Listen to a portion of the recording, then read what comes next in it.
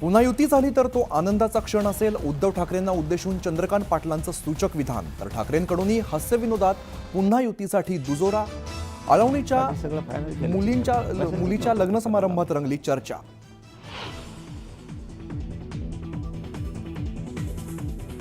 यापुढे उपोषणाची लढाई बंद. आता उपोषण थांबवणार, मात्र आरक्षणासाठी वेगळ्या मार्गाने आंदोलन करणार. मनोज जरांगे यांची मोठी घोषणा.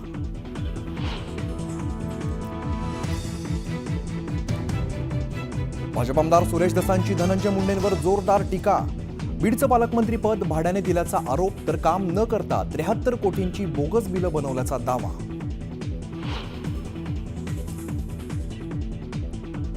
धनंजय मुंडेंकडून राजीनाम्याची भूमिका स्पष्ट. मुख्यमंत्र्यांनी मागितल्यास राजीनामा देण्यास तयार, तर गेल्या 50 दिवसांपासून टार्गेट केलं जात असल्याचाही दावा.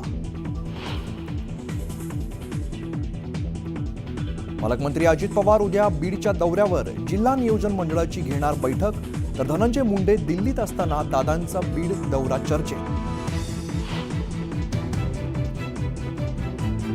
येत्या निवडणुकीत ठाण्यात फक्त कमळ फुलवायचं म्हणत भाजपाचे गणेश नाईक भरवणार जनता दरबार.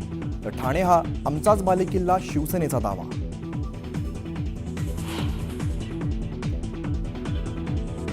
राष्ट्रवादीचे विधान परिषदेचे माजी आमदार अनिल भोसलेंची येरवडा कारागृहातून सुटका. शिवाजीराव भोसले बँक गैरव्यवहार प्रकरणी ईडीनं केली होती अटक.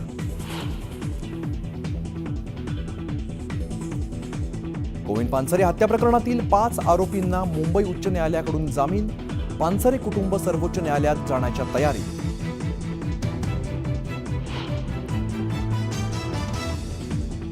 मुंबईतून 12 बांगलादेशींना पोलिसांकडून अटक. बांगलादेशचा पासपोर्ट असलेल्यांकडून भारताचं आधार आणि पॅन कार्डही जप्त. बुलढाण्यात अतिशय दुर्मिळ घटना समोर. गर्भवती महिलेच्या पोटातल्या बाळाच्या पोटात ही बाळ. महिलेला छत्रपती संभाजीनगरच्या रुग्णालयात हलवलं.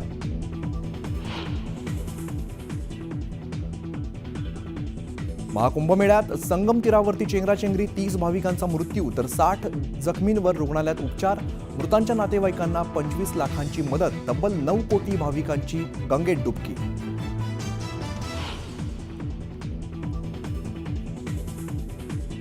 अंबाबाई देवीच्या किरणोत्सवाला आजपासून सुरुवात. सोहळा पाहण्यासाठी भाविकांची मोठी गर्दी.